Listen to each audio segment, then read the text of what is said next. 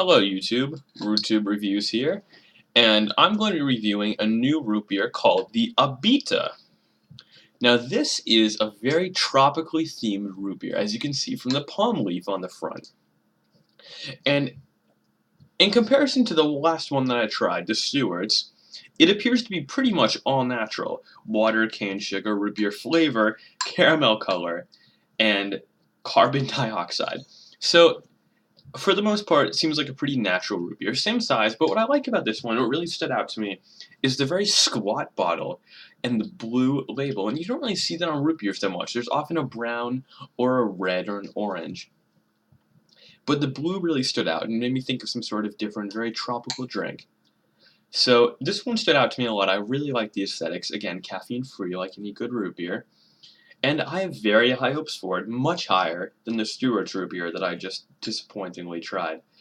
Again, it uses the extruded label. There's nothing funky on the back like with the last one. But I really do think it's a well-made bottle, very unique, and it really is trying very hard to stand out, which could be a good thing or a bad thing. So without further ado, I'm going to open it, and I'm going to dive right in. So this one has a much spicier flavor. I'm definitely catching notes of something a little bit different than the last one I tried. A little bit more spice, maybe some licorice even, I'm not really sure, but something that's definitely more root beer than just a couple chemicals in a bottle. This really seems like an interesting blend.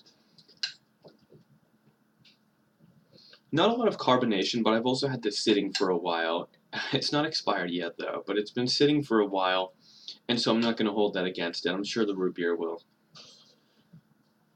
I'm sure it'll taste very good. I'm just looking at this. So this one is a little more sugary than the Stewart's one that I tried. And I think that's because it's got natural sugar in it. So without further ado, I'm going to try it, tell you what it tastes like. That's a much better root beer. That's really good. Let's see. The main criticism I can offer is that the opening in the bottle is very narrow, and it kind of feels weird trying to put your lips around it in the right way. And that's a little bit off-putting at first. It made me think about that instead of thinking about how good the root beer tasted. But that was really weird for me. Anyway, the flavor was exceptional. There were two very distinct notes of flavor. The first one being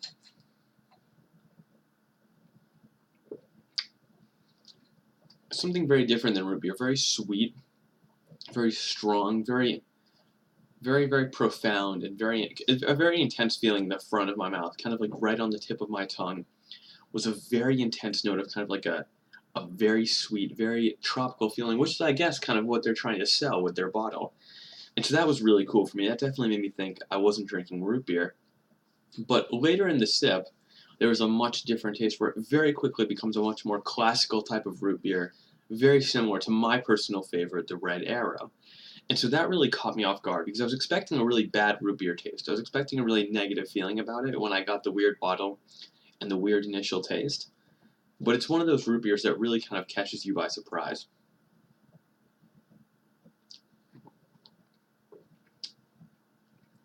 Drinking it in large volumes isn't ideal. There's a little bit too much flavor, and it's not really a great root beer flavor, especially when you drink that much of it. I would recommend drinking this one in small quantities. This is not a root beer to swig. Now, all in all, the flavor isn't incredible. The aesthetics of the bottle are pretty nice. The flavor is good. I definitely think it's better than Mugs or Barks or Stewart's or A&W or any of those generic ones that I've tried. But this one is nothing special. It definitely tastes more natural than a lot of the other ones. But I definitely wouldn't call it incredibly unique. It's interesting.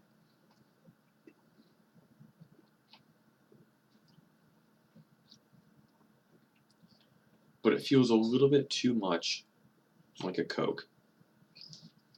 Therefore, the Abita root beer, made in Louisiana, small, squat bottle, I'm going to give it a 7 out of 10. Thank you.